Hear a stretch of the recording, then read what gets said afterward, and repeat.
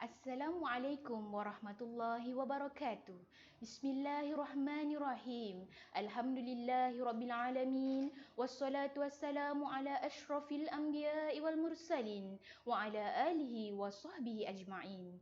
Rabbi shrahli sadri wa yassirli amri wahlul 'uqdatam min lisani yafqahu qawli. Amma ba'd.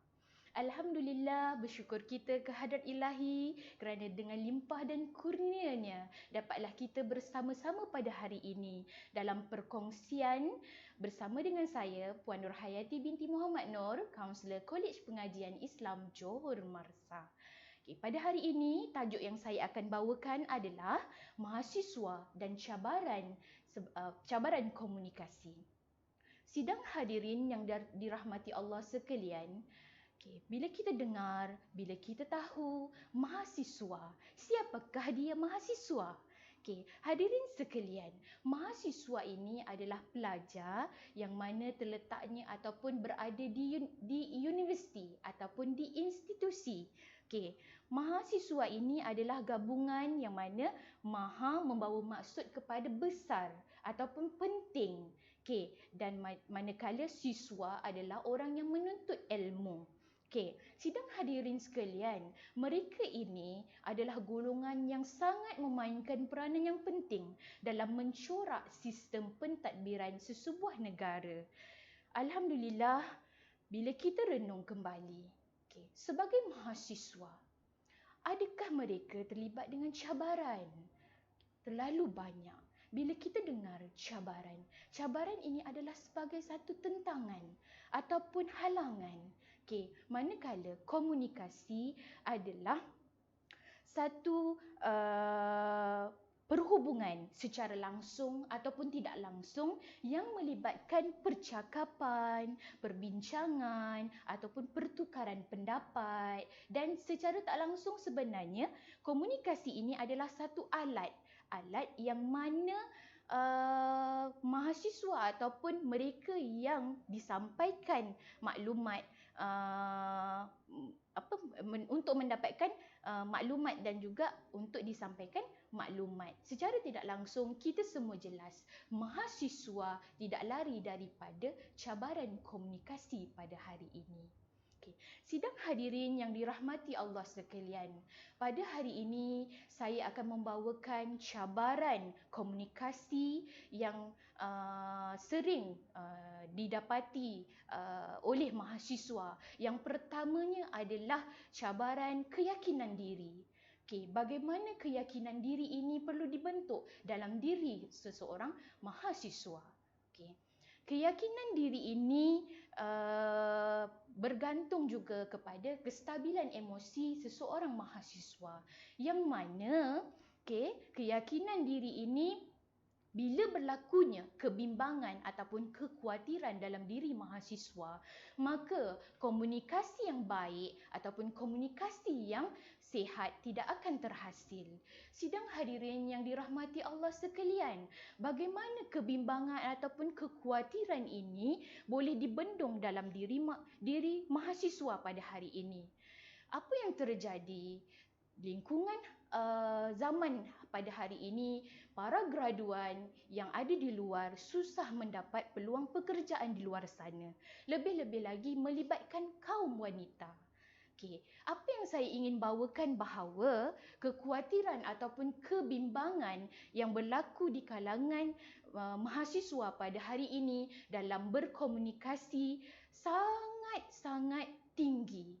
Kerana mereka tidak mempunyai keberanian untuk mencuba. Mereka tidak mempunyai satu keyakinan yang tinggi dalam diri mereka. Apa yang saya ingin bawakan pada hari ini? Mengapa perkara ini terjadi? Kebanyakan mahasiswa pada hari ini yang mempunyai kekhawatiran ataupun kebimbangan yang tinggi ini, mereka tidak rajin berkomunikasi di dalam kelas. Mereka juga sangat lemah dalam melengkapkan tugasan, dan yang paling penting, mereka tidak rajin untuk berjumpa atau berkomunikasi dengan pensyarah. Sedangkan perkara-perkara ini adalah perkara yang untuk melatih mereka untuk berkomunikasi dengan baik. Apabila berlakunya kekhawatiran atau kebimbangan yang sangat tinggi ini, mereka lebih rela untuk mendiamkan diri di dalam kelas. Salah mahasiswa. Mahasiswa perlu bangkit untuk membina keyakinan diri, untuk mencari keberanian dalam diri anda. So, jadi ambil peluang, ambil ruang. Walaupun anda sekarang sebagai mahasiswa kebanyakannya belajar secara sistem talian, ambil peluang ini untuk bertanya kepada pensyarah kerana itu adalah latihan anda untuk berkomunikasi dengan baik. Okey, bila adanya persoalan di dalam kelas, maka ini wujudnya komunikasi yang baik di dalam kelas. Latih diri anda untuk menjadi orang yang luar biasa dan orang yang hebat satu hari nanti untuk berkomunikasi. Kerana apa? Sangat sayang.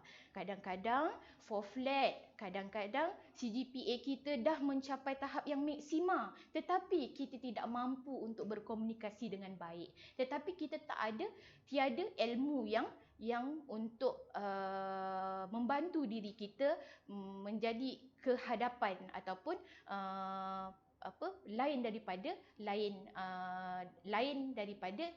mahasiswa yang lain. So, jadi bina credibility anda sebagai seorang mahasiswa yang jangan khawatir untuk berkomunikasi dengan baik. Selain daripada itu, sidang hadirin sekalian, sebagai mahasiswa, apa yang perlu kita pupuk? Stabilkan kesejahteraan emosi anda semasa menjadi seorang mahasiswa. So, bagaimana kita hendak pupuk kestabilan ataupun kesejahteraan emosi ini? Yang penting, apa yang kita fikir akan terjadi sesuatu emosi yang kita fikirkan, dan apa emosi yang terhasil akan menjadi satu tingkah laku yang kita akan lakukan. Contohnya, pada hari ini waktu presentation ataupun waktu perbentangan dilaksanakan. Contoh, apa yang terlintas di fikiran kita tidak boleh lakukan. Aku tak boleh bercakap di hadapan. Aku malu, aku tak boleh nak laksanakan. Apabila perkataan yang negatif itu berlaku dalam pemikiran kita, secara tidak langsung perasaan yang negatif akan wujud, adik-adik. So, jadi emosi itu tidak akan stabil. Perasaan yang tidak sihat itu akan berlaku. Maka kita akan takut untuk berkomunikasi dengan baik. Maka kita akan rasa kita tidak yakin. So, justru itu tingkah laku yang bagaimana yang akan keluar. Kita akan tergagap-gagap dalam berkomunikasi. Kita akan lupa laras bahasa yang kita gunakan. Kita akan tiada perbendaharaan kata, kita tidak jumpa perbendaharaan kata yang sesuai dalam diri kita. So, jadi untuk mahasiswa, tips yang terbaik, stabilkan ataupun dapatkan kesejahteraan emosi dalam diri anda sebelum melaksanakan komunikasi. Tak kiralah dalam pengucapan awam ke, dalam mesyuarat yang dijalankan ke, dalam perbincangan ringkas, maksudnya study group dan sebagainya. Kita perlu sejahtera emosi kita supaya bila kita sejahtera, apa yang kita fikirkan, semuanya akan mempengaruhi tingkah laku kita ke arah yang stabil dan sihat dalam berkomunikasi. Sidang hadirin yang dirahmati Allah sekalian, sebagai seorang mahasiswa, bukan mudah tanggungjawab anda. Bukannya perkara omong kosong sebagai mahasiswa untuk anda dapatkan perkataan mahasiswa yang cemerlang ataupun terbilang itu. Tetapi capaikanlah cabaran-cabaran yang ada dalam komunikasi, cabaran-cabaran sebagai mahasiswa. Jadikan cabaran itu sebagai satu cabaran yang positif dalam diri anda. Bukannya cabaran yang terus menurunkan perasaan anda sebagai mahasiswa. Kerana saya yakin dan percaya anda sebagai mahasiswa mempunyai cita-cita, mempunyai impian yang jelas. Okey, anda juga sebagai mahasiswa ada cita-cita yang tinggi untuk menjadi seorang pegawai, untuk menjadi seorang guru, ustazah dan juga ustaz. Tapi bila kita berbalik, jika kita tidak mampu berkomunikasi dengan baik, adakah kita akan mencapai tahap tersebut? So, jadi sebagai mahasiswa, sahut cabaran ini untuk jadi nyata dan untuk jadi cemerlang, terbilang dan seterusnya. Okey, para hadirin yang dirahmati Allah sekalian.